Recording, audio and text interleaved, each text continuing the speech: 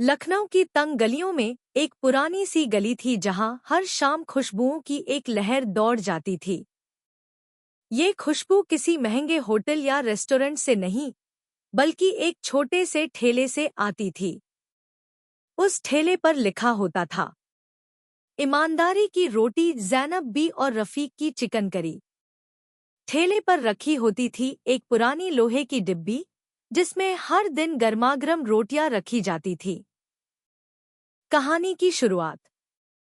रफ़ीक चाचा एक जमाने में शहर के एक मशहूर होटल में बावर्ची थे। उनके हाथों में ऐसा स्वाद था कि खाने वाले उंगलियां चाटते रह जाते। लेकिन एक दिन होटल मालिक ने उनसे कहा, रफ़ीक, इस महीने मुनाफा कम है। मसालों में कटौती करो, चिकन थोड़ा घटा दो। स्वाद तो बना ही रहेगा। रफ़ीक चाचा को ये बात नागवार गुजरी। उन्होंने तुरंत अपनी पगड़ी उतारी और कहा, हजूर, स्वाद के साथ समझौता कर लूं, पर अपनी ईमानदारी के साथ नहीं। उन्होंने नौकरी छोड़ दी। जब घर लौटे तो उनकी बीवी ज़ैनब बी ने उनकी बात सुनी और बोली, कोई बात नहीं, जब तक मेरे हाथों में जान है, हम भूखे नहीं मरेंगे। तुम करी बनाओ, मैं रोटियां।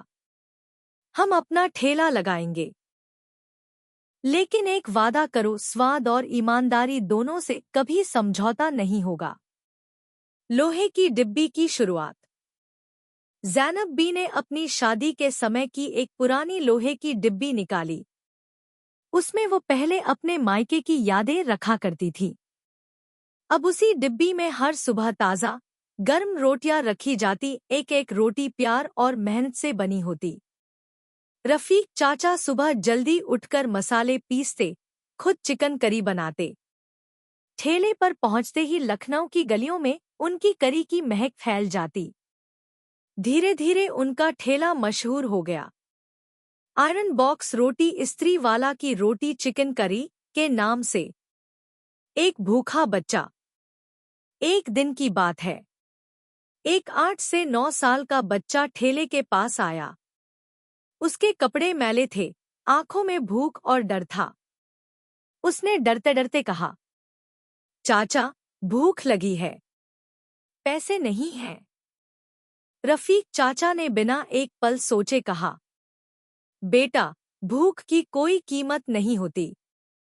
इंसानियत का पहला धर्म है किसी भूखे को खाना देना। ज़ैनब भी तुरंत मुस्कुराईं और लोहे की डिब्बी खोलते हुए बोली, ये लो रोटी, इंसाफ की डिब्बी से निकली है।